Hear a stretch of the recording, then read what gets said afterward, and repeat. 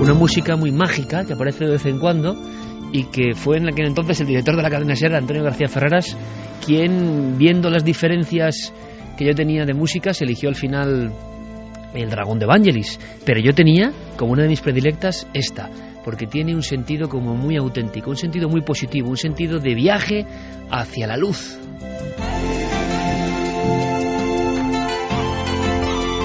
Y hablábamos en la primera hora, al final de ese dossier impresionante que nos traía Clara Tahoces, y además se sinceraba nuestra compañera, no sin emoción, igual que Carmen, hablando de historias que hemos vivido todos, ¿no? Esto no es ajeno a nadie, seguro que a vosotros tampoco. Esto no son datos científicos, esto es una realidad que ocurre. Y precisamente esta semana, de una forma un tanto muy inesperada, evidentemente, un buen amigo de este equipo, una de esas personas ya veteranas que por eso creo que tiene doble mérito, ¿no? Que se consideraba absoluta familia de este equipo, que se emocionaba cada vez que algún reportero o alguno de nosotros acudía a su territorio para investigar, que en la frontera de los 70 era como un niño, como un auténtico niño buscando lo imposible.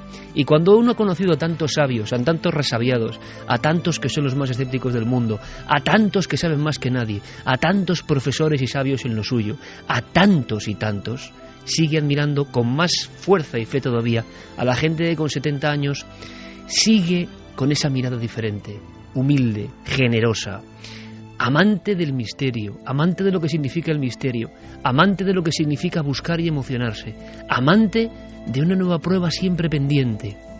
No se han convertido en profesores de nada ni de nadie, sino más bien al contrario, han ido siendo cada vez más niños. Nuestro amigo Pepe Ortiz ha dejado el mundo de los vivos y seguramente para muchos de los más jóvenes, pues quizá le localicéis en vídeos de Cuarto Milenio, porque ha hecho decenas de trabajos para nosotros junto a José Luis Hermida, que seguro que nos está escuchando. 40 años de amistad. Dos investigadores sevillanos que, fijaos lo que es la vida, desde el primer programa de Cuarto Milenio ahí estuvieron ayudándonos.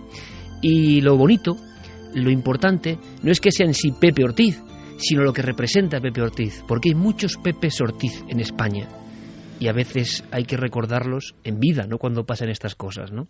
Y son personas que cuando llega una nueva investigación, cuando llega una nueva pista, son los primeros que están llamando por teléfono, moviendo Roma con Santiago, acudiendo a todo lo que pueden, saben, para que tengamos datos, documentos.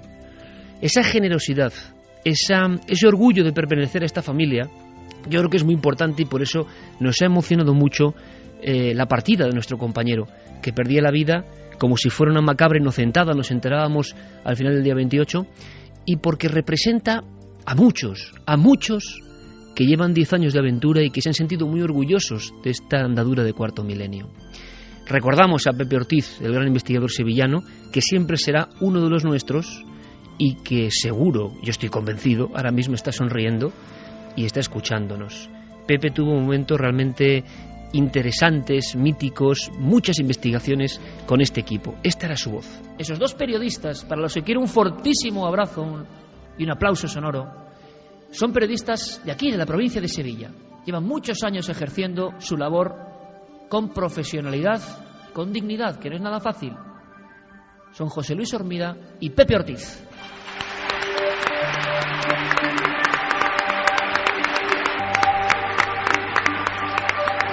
Bueno, ¿cómo suenan los aplausos, amigos? Es fuerte, ¿eh? Sigue siendo fuerte, que es lo increíble, ¿eh? Nos recuerda. Muchas gracias, Morón. Muchas gracias, Morón. Buenas noches, Ike. Buenas noches, Pepe. Todo el mundo que nos está escuchando, desde aquí, desde este auditorio y desde todo el resto de España. Bueno, estamos en el auditorio Blas Infante de Morón y ya estamos para todo. 2000 personas, Morón de la Frontera, hace 6 años. Y ahí estaban Pepe y Hermida, la maravillosa pareja de investigadores que lo dejaban todo, cualquier cosa, y podemos dar fe de ello, cuando se trataba de investigar. Y yo creo que eso es y yo lo he visto en otros investigadores, muy veteranos ya, algunos de ellos, y que se ponen a prueba simplemente cuando uno les llama, cuando uno les habla de un caso nuevo, cuando uno les dice, con un simple correo electrónico, hay esto, hay lo otro. La emoción, el saltar del resorte y del asiento e ir a buscar, ¿no? Y cómo otros han perdido esa ilusión por completo, porque eso lo hemos vivido y somos testigos de ello. Pepe nos trajo muchas historias, muchísimas. Yo he hecho un recuento de algunas y me salían muchas decenas de historias compartidas y sobre todo entregadas al público, porque no había ninguna necesidad de salir, de aparentar, de decir. Era entregar al público algo para que disfrutara. Casas donde ocurría algo, y muy pocas se quedaron, yo creo, en la provincia de Sevilla sin ser visitadas, sin noche de investigación, sin emoción. Pepe se emocionaba y a la cámara nos soltaba siempre cosas como esta. Aquí, ahí, puede ser que ahí haya un paso dimensional y hay una impregnación, por supuesto, ni que decir tiene, y en un momento determinado se manifiesta, no miente, lo han visto y cuentan lo que han sentido y lo que han visto. En el fondo decía Clara que en ese momento del paso al más allá se recuerda la vida, ¿no? Y lo que estamos haciendo inconscientemente a nivel de la música y de los recuerdos es recordar un mínimo fragmento de alguien entusiasta. Yo lo decía en las redes sociales cuando me enteré de la noticia y creo que decía apasionado, entusiasta y generoso. Y yo creo que al final cuando uno va surcando la vida y se va encontrando con tantos ejemplos de todo lo contrario, los que relucen con humildad en este sentido son doblemente queridos, ¿no? Aunque la relación sea mayor o menor, porque la relación entre personas ya maduras en la misma nave a veces se reduce a una investigación, un caso, una historia, pero da igual, no hace falta, uno ya sabe que el otro está en su misma vibración. Hubo un momento muy emocionante, Santi lo recuerda muy bien, Carmen también. Era noviembre del 2005, chicos, hablamos de la prehistoria. Y una de las primeras gestiones que tuve que hacer con Juan G. Vallejo es conseguir una extrañísima filmación que un par de locos sevillanos habían conseguido y nadie más. Era entrevistar al ingeniero de la NASA que aseguraba que tenía imágenes de ruinas en la Luna. Lo habían conseguido ellos. ¿Y os creéis que fue difícil? Simplemente fue cuándo, cómo y de qué forma enviamos el material. Fue en noviembre de 2005. Fue el primer programa, era importante para nuestra puesta en escena, y Pepe y José Luis no pusieron ni un reparo, ni un reproche, ni un... nada. Esa era su forma de ser. Y este era el momento en que recordábamos aquella historia. Recordábamos a Alan Davis, el famoso ingeniero de la NASA que ellos entrevistaron. Y Pepe, curiosamente, muy emocionado, hablaba de los que ya no estaban. Comenzamos presentando a nuestro colega y compañero en las labores informativas en Sevilla, todo un clásico de la profesión allí, Pepe Ortiz. Bienvenido, amigo. Buenas noches, Ike. Sé que te ha emocionado un poco ver esta primera parte. Me ha emocionado muchísimo ver a Nieves, a su mujer, con qué cariño y con qué carisma y con qué valentía. Alan era un personaje, ¿cómo te lo podía yo definir? Era un bohemio científico, su forma de vestir, su forma de comportarse, su forma de tratar a las personas. A todo el que lo rodeaba se sentía bien con Alan Davis. Pero hoy, ante todo, quiero darte las gracias, Ike, en nombre de ya te lo habrá dado su mujer y María Eugenia, pero también en nombre de José Luis y desde allá arriba seguro que Enrique Vila también te la daría, dedicarle un programa a este gran personaje. Vamos a hacerlo con tu ayuda, Pepe, vamos a hacerlo con tu ayuda, que nos habéis brindado todo tipo de oportunidades de acercarnos, ¿no?, al personaje.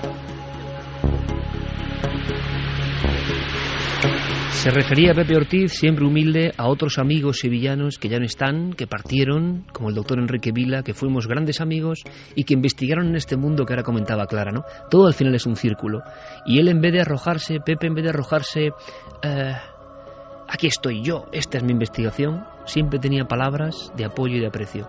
Repito, no es solo por Pepe Ortiz al que mandamos un fuerte abrazo, a toda su familia, a su esposa, a todos los que le querían, sino por lo que creo yo, Santi, Carmen, Javi, Clara, y vosotros, sobre todo Santi y Carmen, que habéis conocido más en profundidad el personaje, no es Pepe Ortiz en sí, sino lo que yo creo que representa, que es a mucha gente que se comporta de esta forma, que a veces no tienen el reconocimiento, ni ellos lo esperan, pero que saben que son muy queridos y que son un engranaje fundamental y que además, yo creo que es lo importante, no van a servirse de un programa como es Cuarto Milenio con lo que ha supuesto, sino que van a servir al programa como engranajes importantes para la misión que ellos han sentido también como propia, ¿no? Contar todos estos temas que siempre se habían apasionado y que ahora veían el eco que tenían, ¿no?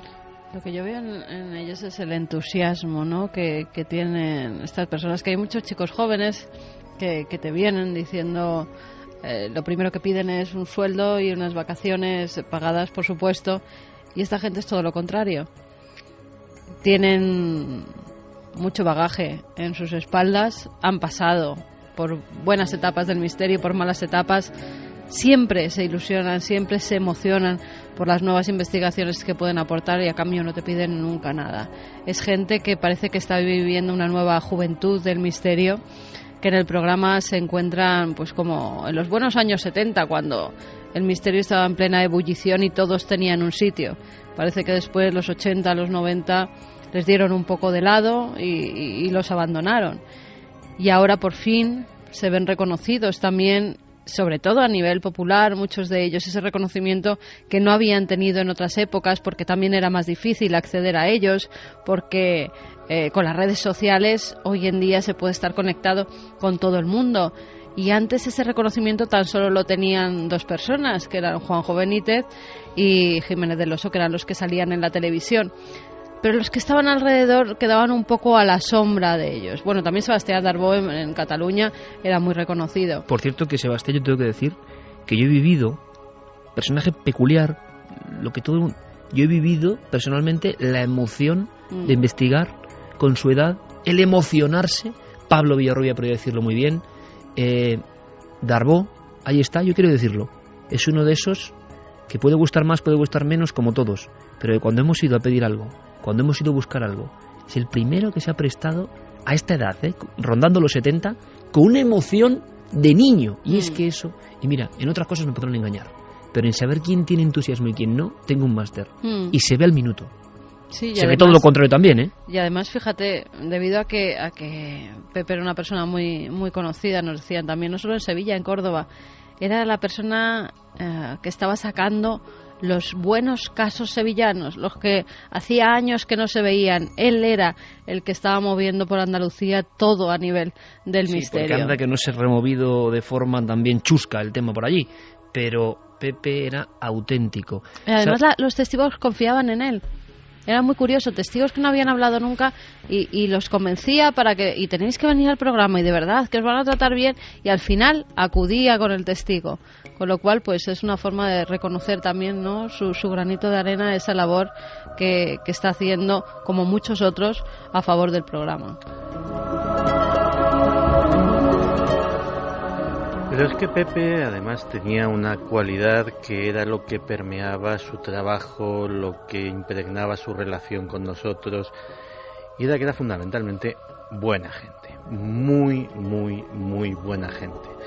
Y de hecho, pues aparte de la entrega, aparte del entusiasmo, posiblemente a todos los que empiezan en este mundillo, el consejo mejor que se les puede dar es: sé buena gente. Sé buena gente, disfruta de lo que quieres, no desees el mal a nadie.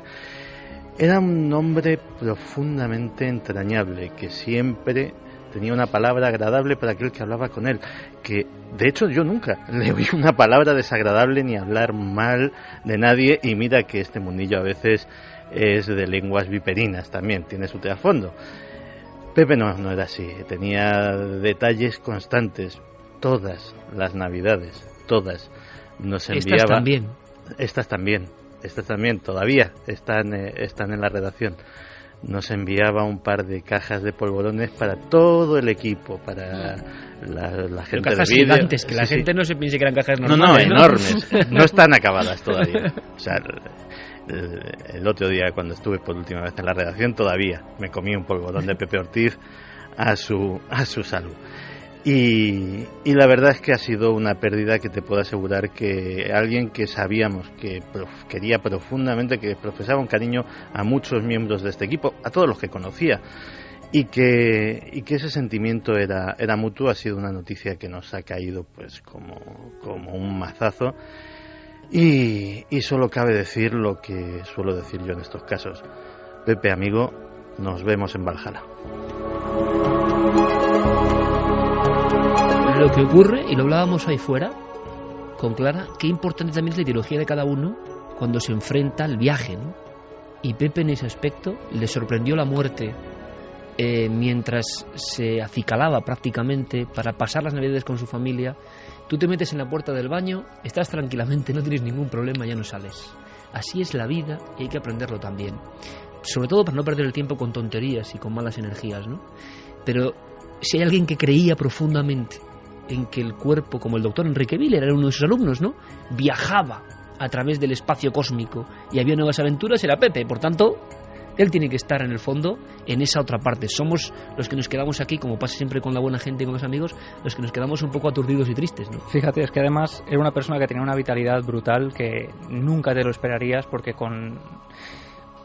fíjate, había llevado bastantes años investigando. Tú, el último reportaje que hiciste con él fue el de las arañas, sí, ¿no? Sí, fue el de las arañas. Que si fue es que ha hecho de todo, Pepe, con nosotros. Claro, pero lo que me impresionó es que estábamos allí a punto de conseguir unos testigos que no querían, y Pepe llamándoles por teléfono. Y mientras, entre una llamada y otra, él estaba hablándome de otros 20 casos que tenía por medio. Que esa tarde, en cuanto me dejaran el tren, eso es lo alucinante, él se iba a ir a hablar con un contacto que tenía, que había visto un ovni descendiendo, y decía que llevaba varias semanas y que le quedaban varios meses para convencer a ese testigo, porque quedaba con él a tomar un café, luego a comer, luego lo volvía a llamar. Es una forma de ser, ¿eh? Una forma totalmente diferente a la que estamos acostumbrados a investigar. Cuando tienes tantas cosas, pues ellos se repartían ese trabajo y sabían que cada día tenían que hacer un poco de todo ello.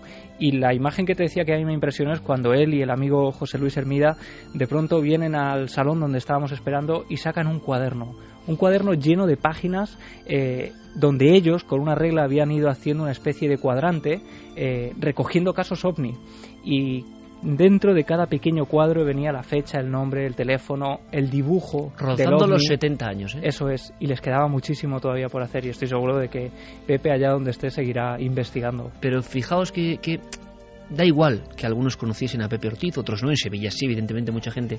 Lo que estamos hablando, compañeros, y por eso dedicamos estos minutos, es una forma de ser, ni siquiera una persona en concreto, ¿no? Pero hay personas que enarbolan perfectamente ideas sobre cómo hay que proceder. Y nos hemos encontrado, y al final de la vida no he tenido la fortuna de tener este tipo de amigos, este tipo de contactos, este tipo de colegas. Porque cuando se llega un momento en la vida, lo de la amistad, el reírse y tal está muy bien, pero ser colega de verdad, ser colega de me puedes ayudar, yo te ayudo y yo a ti también, y sobre todo vibramos en la misma sintonía y nos emocionamos de verdad cuando llega un caso. Y hay gente joven que, por fortuna también hay que decirlo, sigue esa estampa, ¿no? Pude conocer a un guardia civil hace poco con un caso de los más impresionantes que yo recuerdo, y me dice que contaba el caso después de 35 años de silencio, un caso que os va a impresionar de verdad, por un chaval de Almería que es tan insistente. Ese chaval es Alberto Cerezuela, que es muy joven, pero que con total generosidad, con total humildad, Alberto Cerezuela, que ha sido vendiendo sus libros por las librerías a mano, esa gente tiene otra pasta. Da igual que tenga la edad de Alberto o que tenga la edad de Pepe Ortiz, da igual, es una forma de ser. ¿Me comprendéis por dónde voy? Y también conozco muy bien la otra forma de ser. He convivido y he combatido con otra forma de ser desde que tengo uso de razón. Y yo no soy echado de nada, pero sé muy bien cómo son las dos formas de ser.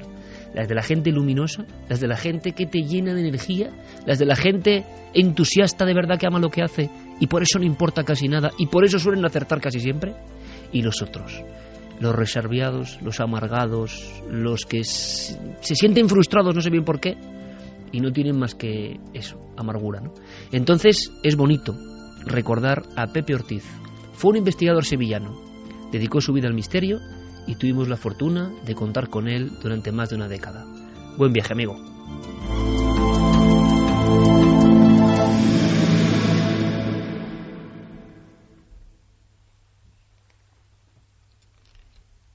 Tres y 25. ¿Qué os parece si en este instante en que se abre el silencio, nos marchamos a un sitio, sí que es un poco fuerte, hay que decirlo, ¿eh? Es un sitio donde una leyenda, decía Santiago Camacho, se va convirtiendo poco a poco en realidad.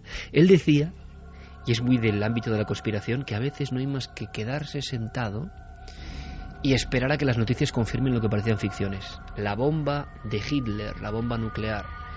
Se ha hablado mucho, se ha escrito mucho, se ha especulado mucho. Ahora se da un lugar concreto, que además un compañero nuestro, Pablo Villarrubia, conoce por doble motivo. Un Pablo, por cierto, muy impactado, ¿no?, con la muerte de Pepe Ortiz, y que nos hablaba precisamente de que estaban preparando nuevos casos, ¿no?, para ahora mismo.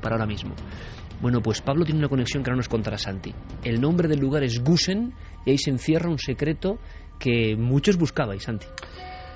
Pues sí, de hecho, fíjate, hace un rato estábamos hablando de programas de televisión, estábamos hablando de cómo las series están cambiando el panorama. Pues fíjate, te das cuenta de la cantidad de descubrimientos curiosos, trascendentes, de los que hemos hablado en este programa, que han sido llevados a cabo últimamente por documentalistas, por directores de documentales. Pues este es uno de ellos. El protagonista se llama Andreas Sulzer y era uno de tantos que estaba obsesionado con la idea de confirmar lo que para muchos historiadores ortodoxos no era más que rumores, propaganda nazi, bulos de uno y otro bando, que era la posibilidad de que Hitler no hubiera estado muy cerca de tener la bomba atómica, sino que incluso hubiese llegado a hacer pruebas. Así que, armado de los datos que tenía, empezó a rastrear una zona en los alrededores de Gusen. Gusen está en el norte de Austria, cerca de la frontera checa, y allí al lado estaba uno de los más atroces campos de concentración, campos de exterminio, donde además se utilizaba mano de obra esclava, entre otras cosas, para fabricar otra de las Wunderwaffe, de las armas definitivas de Hitler, los bombarderos y cazas a reacción. Y además también se habla de experimentos atroces con los prisioneros. Y encontró algo que le llamó poderosamente la atención, una anomalía. Había una zona en la que la radiación era muy superior a lo normal. No había yacimientos de uranio, no había nada que lo explicase, y se fue para allá con un equipo y encontró una zona de terreno que le llamó la atención. Empezaron a cavar y debajo había unas losas de granito. Las retiraron y ahí se encontraron la gran sorpresa, la entrada a un gigantesco túnel.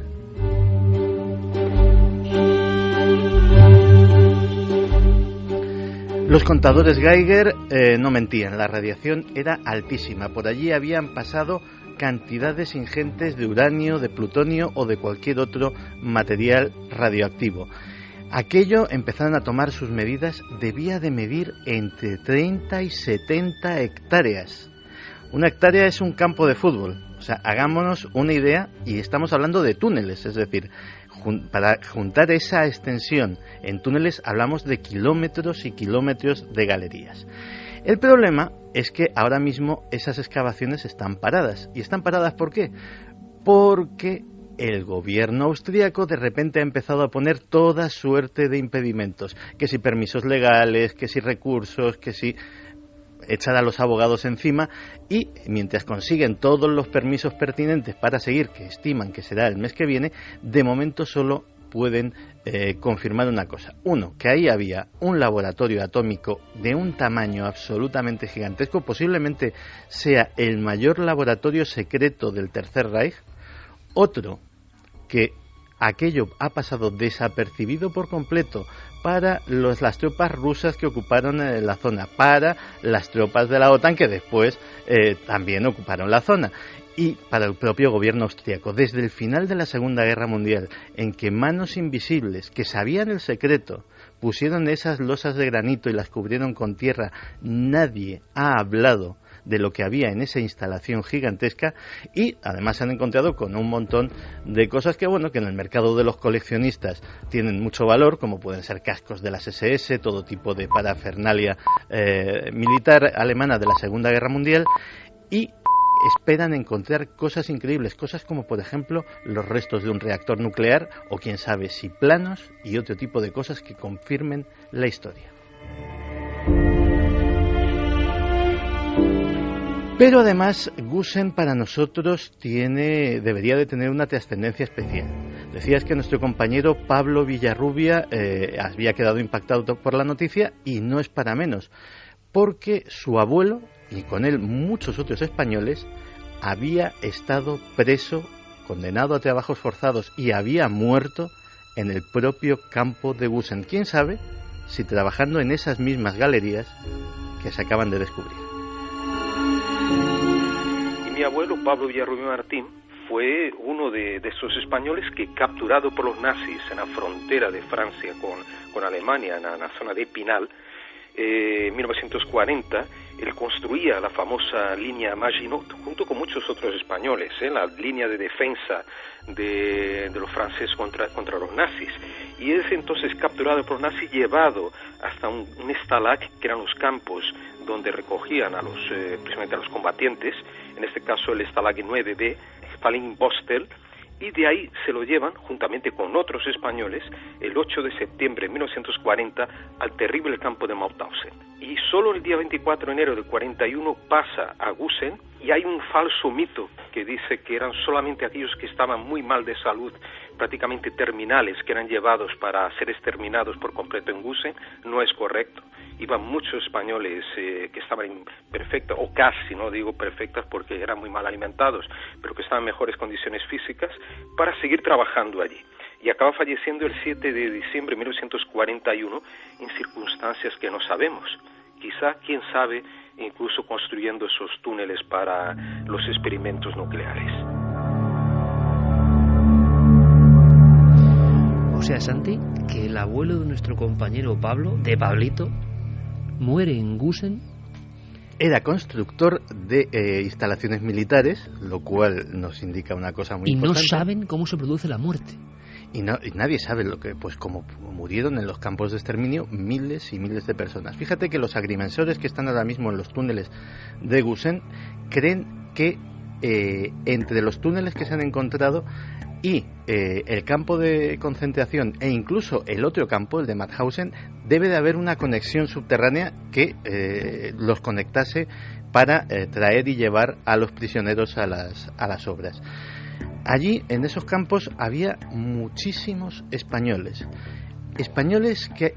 a los que muchos de ellos conoció el propio Pablo Villarrubia cuando estuvo en la zona. Conoce perfectamente ese lugar, que habló con ellos y que le contaron cómo era su vida diaria allí, una vida de pesadilla.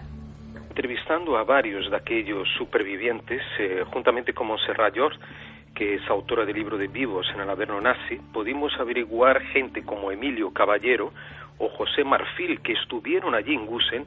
Desgraciadamente Emilio Caballero ya falleció y José Marfil sí que está vivo para contarnos que ellos allí sufrían las represalias incluso de algunos de los llamados capos, que eran los jefes de barracas, de barracones, como el terrible capo Asturias, que era justamente un español de esa región de España.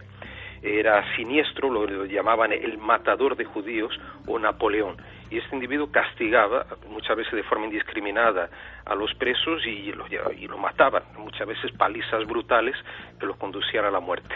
La alimentación era solamente una sopa con a lo mejor un pedazo de algún vegetal flotando en la superficie y poco más, y con eso tenía que mantenerse a temperaturas muy bajas, de menos 20 grados hasta 30 grados bajo cero, y justamente fue en el invierno de 1941-42 cuando murieron más españoles, posiblemente por las condiciones terribles de nieve, de frío, y claro, con tan pocas calorías, con una alimentación tan escasa, tan rara, no podían sobrevivir. Aparte que eran los SS, a veces exponían a esos españoles y otros también, a rusos o polacos, a la intemperie, desnudos, de madrugada, hasta que la muerte por congelación.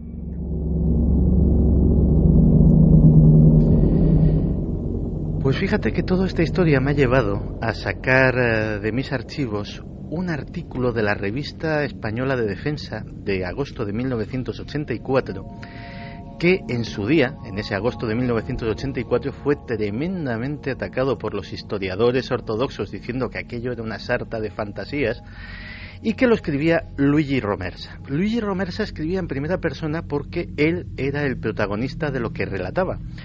Luigi Romersa había sido uno de los hombres de confianza de Benito Mussolini. En 1943 hubo una reunión entre el Führer y el Duce en la que hablaron del curso de la guerra, y Hitler se vanaglorió de tener una serie de armas maravillosas que estaba a punto de desarrollar, entre ellas algo que denominaban la bomba disgregadora. Mussolini mostró mucho interés y pidió por favor que si podía enviar a su emisario, en este caso el propio Luigi Romersa, que escribía el artículo, para ver estos laboratorios y si acaso contemplar una prueba. Lo emplazaron para el año siguiente, 1944. El 12 de octubre de 1944, Luigi Romersa estaba en la isla de Rügen, a orillas del mar Báltico, y le llevaron a una especie de búnker semienterrado, donde unos tipos que llevaban unos trajes de amianto y unas gafas extrañas le proveyeron también de esos anteojos y de ese traje de amianto para que contemplase algo que no olvidaría en la vida. Era la famosa prueba de la bomba disgregadora, un resplandor cegador que lo llenó todo, una nube en forma de hongo que según él alcanzó miles de metros. En definitiva, lo que venía a ser la primera prueba atómica de la historia.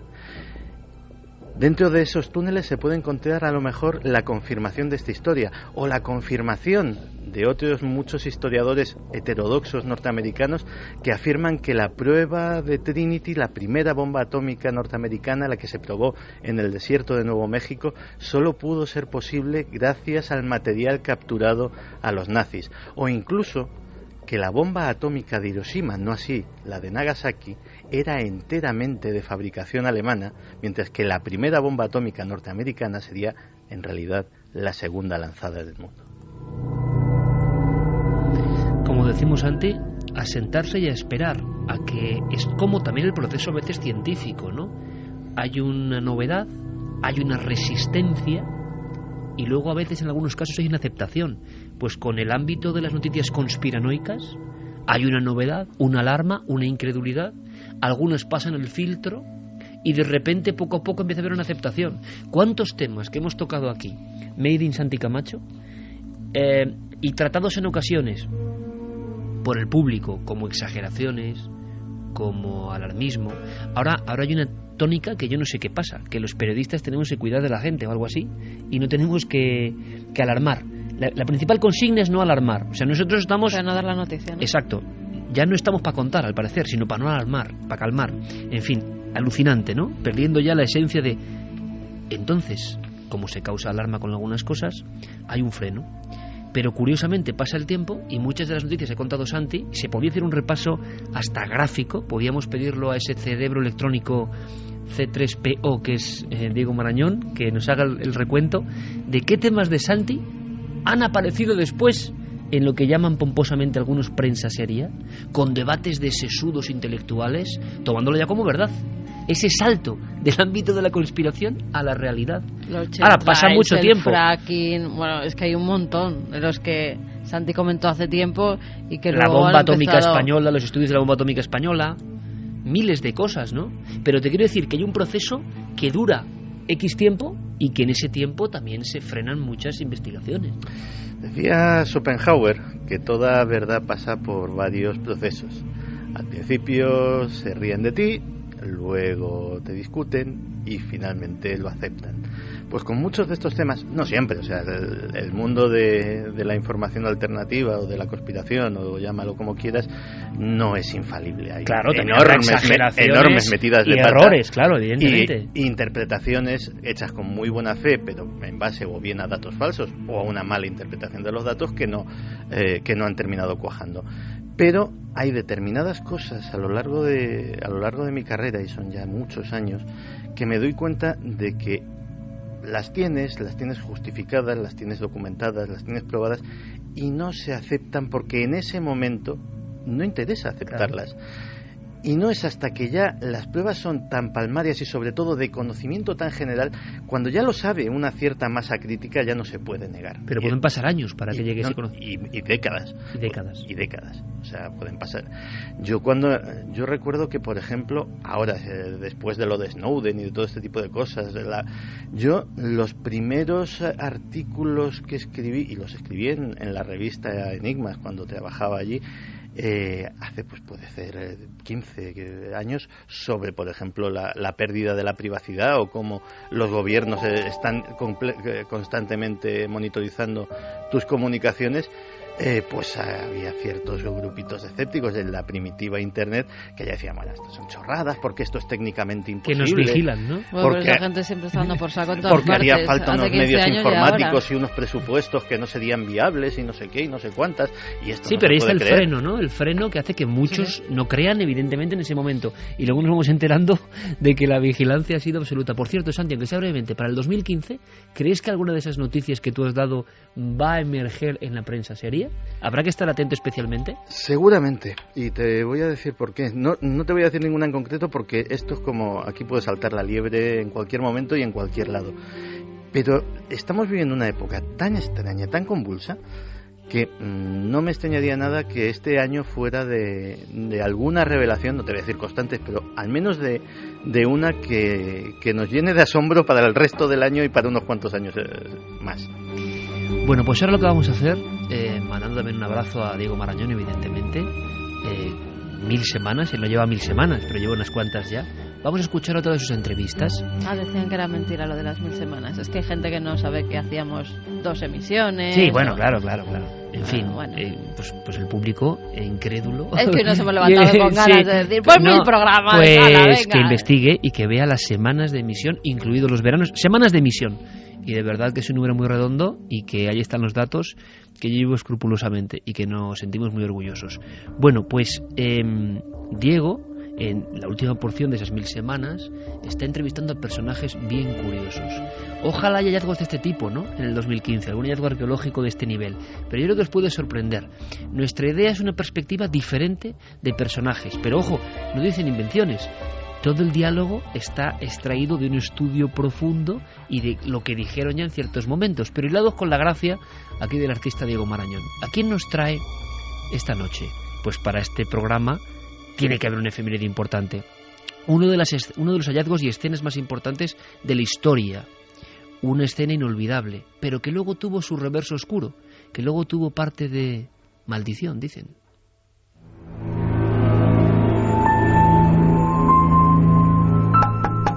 Hola, buenas. ¿Se puede? Hola, señor Carter, le estaba esperando. Pase, no hace falta que llame. Gracias.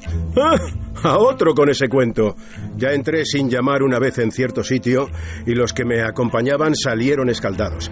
Así que cualquier precaución es poca, majo. ¿Y qué sitio era ese? No me venga con historias, lo sabe perfectamente. Si no, ¿a santo de qué iba a estar usted aquí?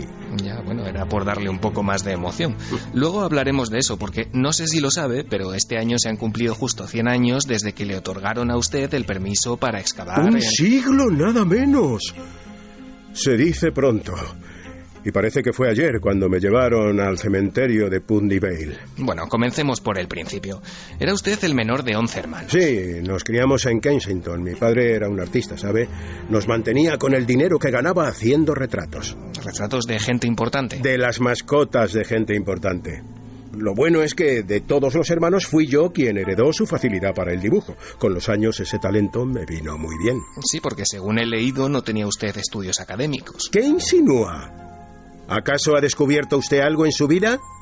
Pues, entonces a callar. Bueno, ya me habían advertido que tenía usted mal genio.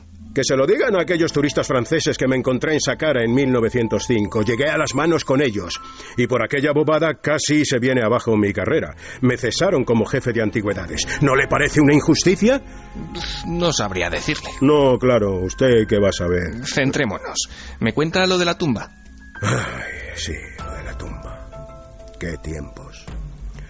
Todo comenzó con la ayuda de mi mecenas George Edward Stanhope Molinet Herbert.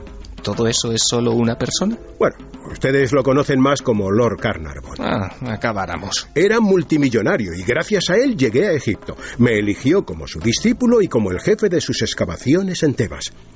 Cuando llegamos decían todos que el Valle de los Reyes estaba seco. ¿No llovía? Seco de expoliado, hombre.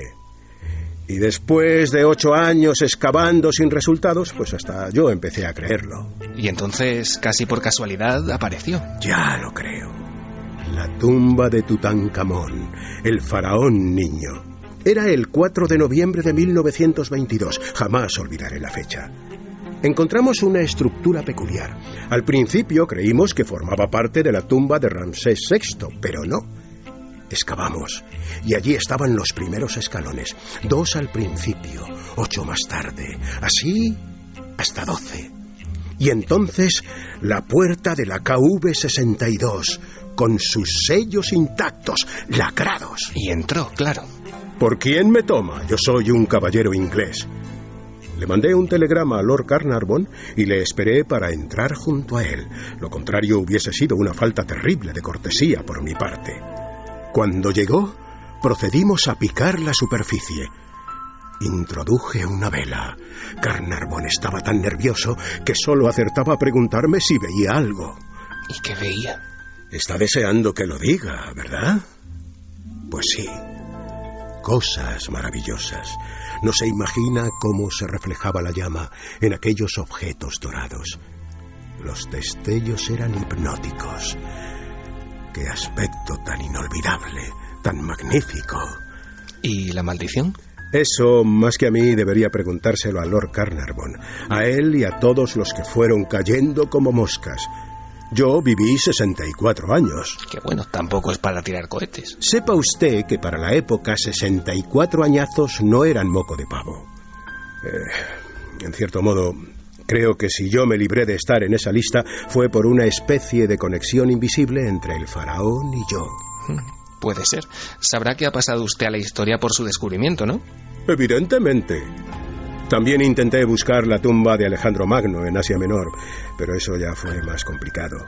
Tenga en cuenta que por el asunto de Tutankamón, la Universidad de Yale me nombró doctor honoris causa. No sabía. No me sorprende.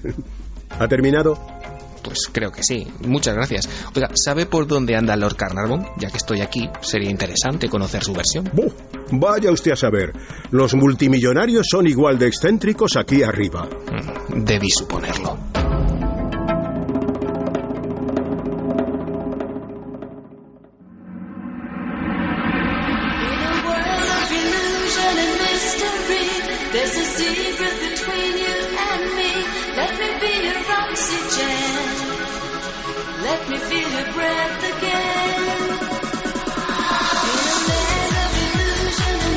La versión radical de el mítico Oxígeno 4 de Jean-Michel Jarre, después de este increíble repaso, datos históricos, ese genio que es José María del Río, otro que nos va a la zaga, Diego Marañón, y siempre también en las voces femeninas Ángeles Afuera. Entrevistas en el más allá.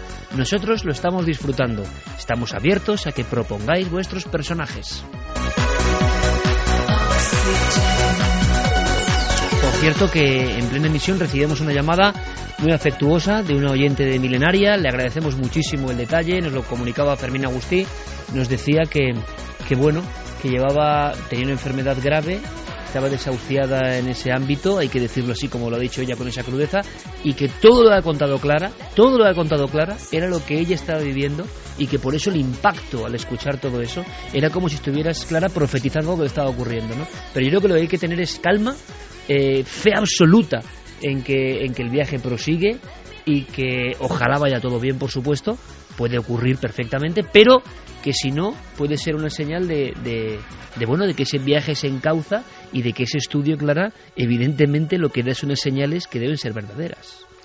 Sí, bueno, la verdad es que es duro, porque claro, es una persona que estará sufriendo, pero está viendo esas escenas, esos sueños los están recibiendo, y quiere decir que eso debe ocurrir en todos estos ámbitos, en muchos más de los que se cuentan.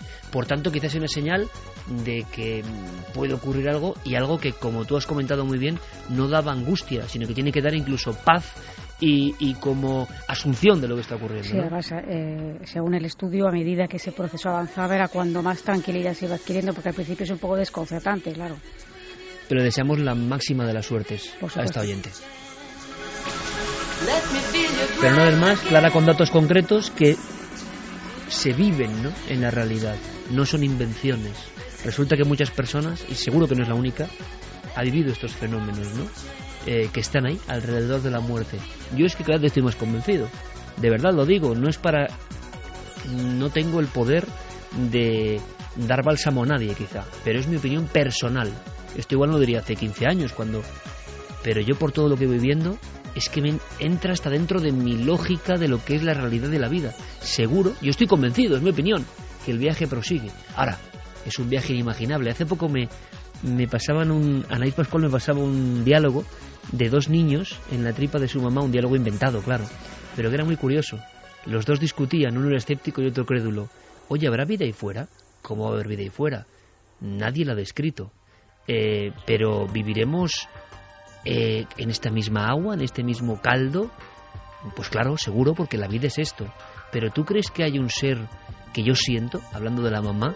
No, nadie lo ha descrito nunca. Es decir, dos fetos en una conversación maravillosa, imaginaria, ni siquiera podían imaginar, uno intuía un poco más, que había otra vida ahí fuera en el exterior. Quizá somos esos fetos, camino de otra vida, y nadie, y sobre todo algunos, entendemos o intuimos que puede haber, pero nadie nos puede decir que se ha demostrado. Somos como los niños en ese útero de la vida, a punto quizá de pasar a otra sensación, que para el que está ahí dentro es absolutamente inimaginable, ¿no?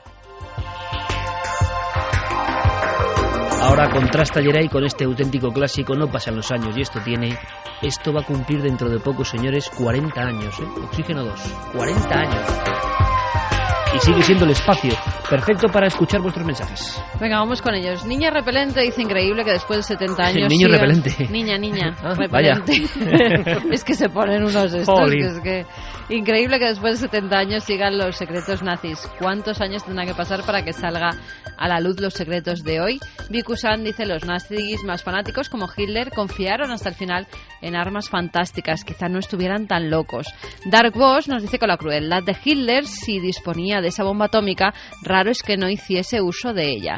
Fernando Abrantes, algo me dice que si Hitler hubiera conseguido realmente la bomba atómica antes de 1945, la historia habría cambiado a peor. Lo intentaba quizás Santi, ¿no? Igual conseguirla no, pero lo intentaba, no sé. Yo que he leído mucho sobre este tema, parece ser que lo que consiguió era el equivalente a lo que hoy denominaríamos un arma nuclear táctica. Es decir, un arma nuclear de pequeño tamaño, y necesitaría muchas. Ten en cuenta que el proceso de extracción del uranio y del plutonio era, y lo sigue siendo, tremendamente complejo, y tener material fisible para más de una o más de dos bombas, había que saber muy bien dónde y cuándo utilizarlas.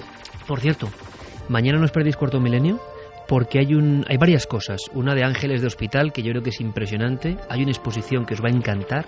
Vamos un poquito más tarde, horario de Reyes, pero bueno, sobre las 12 menos cuarto aproximadamente. Va a merecer la pena. Hay un reportaje de Pablo Villarrubia, chicos, sobre minas de el oro nazi, sobre el Wolfram y sobre el peligro de minas abiertas en España que envenenan campos y ríos, que os vais a quedar impresionados de cómo son las minas, de cómo son estos lugares. Hemos ido con los geólogos responsables y expertos en mineralogía, y es conspiración pura, ¿eh? Es veneno en España en diferentes puntos, desde que en España se despertó la fiebre del oro nazi. Lo contamos todo mañana. Vamos con algunas bendiciones porque hay un saco hoy. Nieves y Dani dice: hola equipo de Milenarios, el pasado 14 de diciembre nació Óscar. Os pedimos bendiciones milenarias para que Óscar tenga la energía que necesitará a lo largo de su vida para este mundo cada vez más poliédrico. Nosotros le ayudaremos, nos lo decían Nieves y Dani. Pues ahora enseguida ya le pone la música de las bendiciones oficiales, que es esta. Así que energía para ese nuevo milenario. Nos escribía también: hola, hace unos días os pedí bendiciones milenarias para mi sobrinita Noa, pero la cigüeña ha visitado 2 veces nuestra familia estas navidades y hace unos días nació Lidia. Por desgracia, Lidia no tuvo la misma suerte que su primita Noa y desde el minuto 1 ha tenido que luchar por su vida, ya que hubo complicaciones en el parto. Afortunadamente es una guerrera y cada día está un poquito mejor, pero los médicos no saben decirnos si se conseguirá poner bien del todo o le quedarán secuelas. Es más, hasta hace unos días no sabíamos si sería capaz de sobrevivir debido a que nació pues bastante mal. Creo que muchas personas, deseando lo mismo, puede hacer que algo se cumpla, por lo que os pediría apoyo y vibraciones positivas para que Lidia se recupere y pueda abandonar el hospital lo antes y con las menores secuelas posibles. Un fuerte abrazo y gracias. Un abrazo, ¿verdad? Todos estamos en lo mismo, absolutamente. Un abrazo muy fuerte, vibraciones positivas, bendiciones, música mágica, lo que haga falta para ayudar a esa pobre guerrera. Queremos que nos informéis cuando ya esté mucho mejor, que seguro que va a superar ese trance. Mucho ánimo. Blas Javier Carmona nos dice: hola amigos, hoy se ha ido un hombre bueno, Matías, el padre de mi mujer, mi suegro y mi segundo padre. Si os digo que la bondad era su mayor virtud, me quedaría corto. Una persona que veía la positividad en todas las cosas y que sabía transmitir esa energía a quienes le rodeaban. Ha luchado hasta el final, un año de batalla. El día antes de su muerte cantaba villancicos en la cama del hospital. Jamás perdió la sonrisa y la esperanza. Era un ser de luz, un alma pura, una pérdida para nosotros que ahora en el otro lado sabe a ciencia cierta lo que ya sospechaba, que no hay muerte. Gracias por recordarlo y nos vemos en abril. Claro que nos vemos en abril y el programa y una parte de él ha sido clarísimo sobre este ámbito, ¿no? Y como decía Santiago Camacho, recordando a Pepe Ortiz, lo importante es ser buena gente y lo importante es luego tener la conciencia de que esta gente sigue su viaje, pero que hemos podido compartir enseñanzas, ¿no? Tal y como lo describía en ese mail, no hace falta decir más. Seguro que tiene un muy buen viaje. Margarita también nos dice: en primer lugar, quiero desearos feliz 2015 a todo el equipo que, capitaneado por Iker, lleguéis a muchos puertos llenos de éxitos a lo largo del año. El pasado 23 de diciembre tuvo que ingresar a mi madre en urgencias del Hospital Gregorio Marañón. Afortunadamente ha mejorado y está en casa recuperándose, y por ello os pido bendiciones para ella, que a veces os escucha conmigo y a veces pasa mucho miedo. No, hombre, no. Y para mí, para que pueda seguir cuidándola. Mientras esperaba en urgencias, el día 23 coincidió con un compañero nuestro de la SER que también tenía a su mamá malita, y que desde aquí pues que le demos también un abrazo a él, nos pedía. Ahí va. Nos escribían también, Eve decía: os escribo porque mi amigo Alejandro Sánchez Arévalo, falleció el pasado día 1 mientras volvía a Madrid desde su pueblo en Cabeza del Buey, Badajoz. Me gustaría que a todos los que le queríamos nos dierais vuestra bendición milenaria, ya que fue durante un tiempo becario como técnico de sonido en la SER y en concreto con Milenio 3. Me acabo de quedar Alejandro Sánchez Arévalo, Alex. Al parecer estuvo aquí de becario. Un becario de aquí de Extremadura. Sí, que nos ayudó en algunas de las grabaciones. Sí, pero si es quien estoy pensando, no sé, me acabo de quedar un poco de piedra, ¿no? Un chico que ha grabado con nosotros, Fermín, ¿no?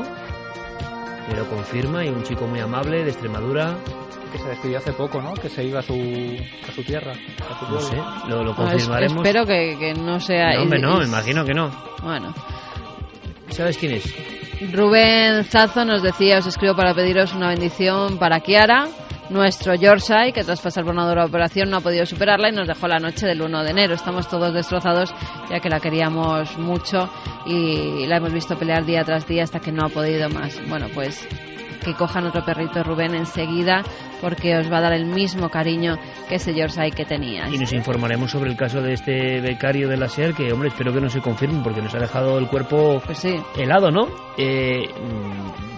No sé ni qué decir, porque realmente en una circunstancia de este tipo, pues te quedas como diciendo, están intentando confirmar nuestros compañeros, sí, pero espero que no sea real. Pero desde luego, en fin, un abrazo fortísimo a toda la familia, aunque sea por el susto, porque o si ha ocurrido algo, pues de verdad que nos quedamos muy impresionados, porque si es el chico que pensamos, es una persona muy maja que colaboró con nosotros en algunas cosas. Rita...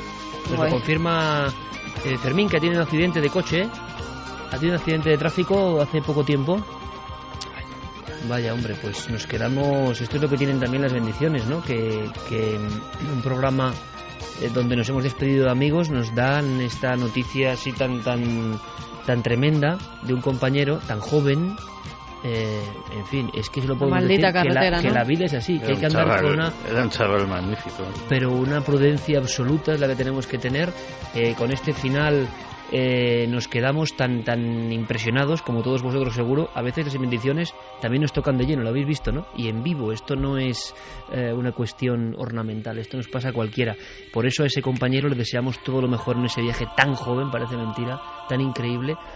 Nadie está al margen, ¿no?, de que la vida la afecte de esta forma. Por tanto, también hay una enseñanza posterior en todo esto. Hay que estar en la luz, en lo positivo, porque en cualquier momento, en cualquier instante, dejamos de estar y estamos en otro lugar.